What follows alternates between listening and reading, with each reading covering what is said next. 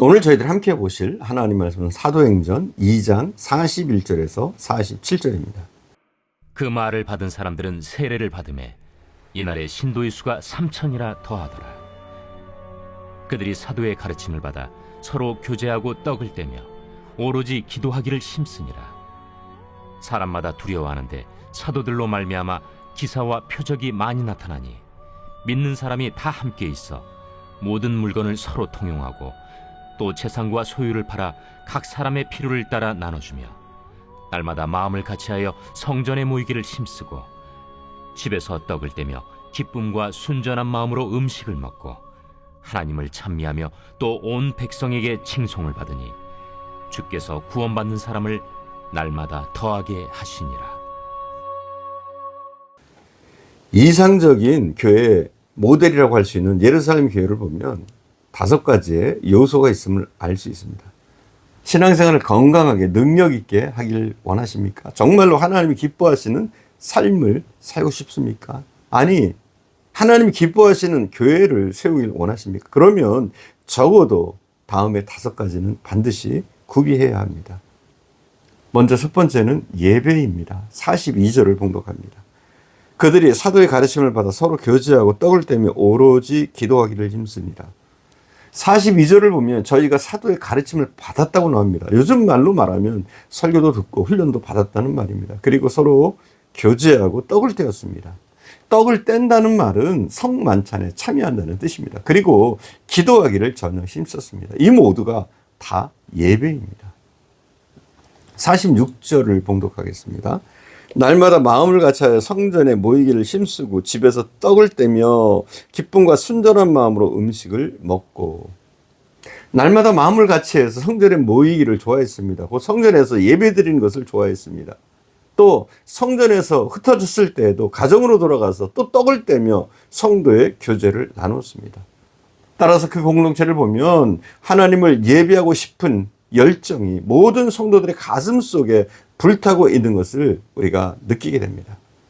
천지만물을 창조하신 하나님께서 예수 그리스도를 통해 우리에게 값없이 주신 구원의 은혜를 생각하면 밤낮으로 그분을 찬양하고 그 거룩한 보좌 앞에 엎드려 경배하고 싶은 마음이 순간순간 그들에게는 끌어올랐을 것입니다. 이것이 그 당시 초대교회 성도들의 심정이었습니다. 그러므로 초대교회 성도들의 모습은 예배하는 자의 모습, 바로 그것이었습니다. 사랑하는 여러분, 하나님을 기쁘게 찬양하는 예배자가 됩시다. 이 예배는 지상에서 연습이고 하나님 나라에 가서 영원히 지속될 우리의 본업이기도 합니다. 그만큼 예배는 영광스러운 것입니다. 위대한 영적 거인이라고 할 수 있는 존 웨슬레는 이런 찬송을 작사했습니다. 우리가 잘 아는 찬송이죠. 만 입이 내게 있으면 그 입 다 갇히고 내 구주 주신 은총을 늘 찬송하겠네. 입이 만약 만개라면 만개 입을 다 벌려서 우리에게 구원을 주신 주님의 은총을 찬송하고 싶다. 그런 노래 아닙니까? 얼마나 그 마음이 하나님을 경배하고 싶은 그 열정을 억누르지 못하고 있는지 우리는 읽을 수가 있습니다. 우리에게 이런 예배의 심정이 있는지 다시 한번 살펴봐야 합니다. 예배는 항상 할 수 있습니다. 우리가 길을 걸어가면서도 자동차를 몰고 가면서도 혼자 있을 때도 우리가 예배할 수 있습니다. 그러나 이런 예배 못지않게 중요한 것은 일정한 시간을 정해서 일정한 내용과 틀을 가지고 예배하는 마음을 표현할 수 있는 행동입니다. 그 중에 하나로 우리는 주일 예배를 들 수 있을 겁니다.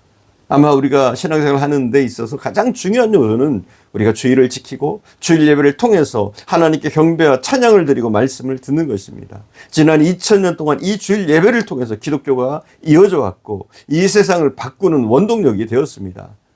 예배에 오면 찬양과 말씀과 기도와 하나님께 드린 예물, 성도의 교제가 있습니다. 우리는 이 예배 시간 동안 하나님의 임재하심으로 인해서 실로 형언할 수 없을 만큼 엄청난 은혜들을 우리는 예배를 통해서 누리고 있습니다.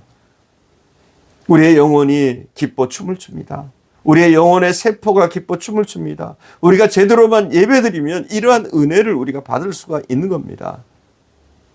하나님께서 우리 가운데 임재해 계시는데 어떻게 은혜를 받지 않을 수가 있겠습니까? 우리 모두가 믿음의 눈으로 하나님의 영광을 보고 있는데 그 영광 앞에 어떻게 춤을 추지 않을 수 있겠습니까? 이런 놀라운 은혜가 분명히 이 자리, 우리가 드리는 이 새벽 시간에도 있음을 우리는 믿어야 합니다. 우리가 가정 예배를 드리는 것도 중요합니다. 우리가 주일날 예배 드리고 또 수요일날 예배 드리고 또 금요일날 모여 기도하고 또 새벽 예배를 통해서 하나님께 영광 돌리는 것도 중요한데 우리 가정에서도 만약 기회가 된다면 예배 드리는 것, 하나님이 이런 가정을 절대로 축복하지 않으실 수가 없습니다. 두 번째는 전도였습니다. 전도. 47절 봉독합니다. 하나님을 찬미하며 또 온 백성의 칭송을 받으니 주께서 구원받는 사람을 날마다 더하게 하시니라. 47절을 보면 예루살렘의 성도들은 하나님 앞에 은혜를 받고 날마다 찬송하며 살았습니다. 그러자 주께서 구원받는 사람들을 날마다 더하게 하셨다. 이렇게 말씀하고 있습니다. 이 본문을 보면 예루살렘 성도들은 전도도 안 했는데 하나님께서 매일 사람들을 교회로 보내주신 것 같은 그런 착각을 하기 쉽습니다.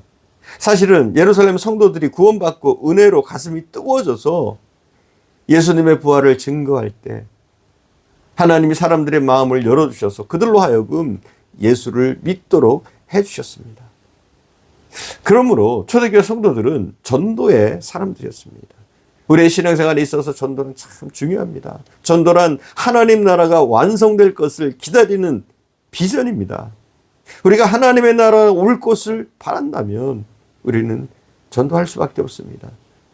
영원한 멸망을 앞두고 있는 사람들을 불쌍히 여기는 마음이기도 합니다. 한 사람이라도 구원하기 위해 마음에 작정하고 날마다 그를 위해서 기도해 주는 것입니다. 복음을 전할 수 있는 기회가 생기면 기회를 놓지 않고 예수의 십자가와 부활을 힘있게 우리는 전해야 합니다. 여러분은 전도에 얼마나 정성을 쏟고 있습니까? 몇 가지 질문을 통해 우리 자신이 어느 정도 전도에 마음을 두고 신앙생활을 하고 있는지 우리가 점검해 봤으면 좋겠습니다. 여러분은 하나님의 마음을 느끼고 있습니까?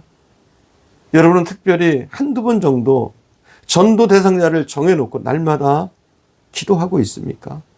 그렇다면 여러분은 전도의 사람입니다. 여러분은 전도를 더 잘하기 위해서 어떤 전도 프로그램에 들어가서 배우려고 노력하고 있습니까? 그렇다면 여러분은 전도를 잘하는 사람입니다. 그렇다면 전도에 동참하는 사람입니다. 여러분은 어떤 이웃에 대해 기회가 있으면 복음을 전하고자 날마다 그와 접촉하기를 원하고 좋은 인간관계를 맺으려고 노력하고 있습니까? 그렇다면 여러분은 전도하는 사람입니다. 1년 중 나를 통해서 구원받는 사람이 적어도 한 사람은 나오고 있습니까? 그렇다면 여러분은 전도하는 사람입니다. 이와 같은 질문을 가지고 우리 자신을 한번 점검해 보아야 합니다. 이 점을 꼭 기억하십시오. 적어도 지금부터라도 이 전도의 문제를 해결해야겠다는 작심을 품고 기도하면서 우리가 앞으로 나갈 수 있다면 하나님이 은혜 주시고 또 하나님이 기름 부어 주시고 능력 주실 줄 믿습니다. 기도하겠습니다. 사랑하는 주님, 우리 헤아림 교회가 초대교회처럼 예배하는 교회가 되어지게 하시고 예배를 통해서 하나님의 임재를 경험하는 교회가 되어지게 하시고 매 순간 매 예배 때마다 성령의 강력한 임재를 경험하고 우리가 새로워지는 역사들이 일어나게 하시기를 원합니다. 또한 교회에서 예배뿐만 아니라 우리 이 헤아림 교회 성도들이 가정에서도 예배하는 가정으로 각 가정을 세울 수 있도록 은혜를 베풀어 주시기를 원합니다.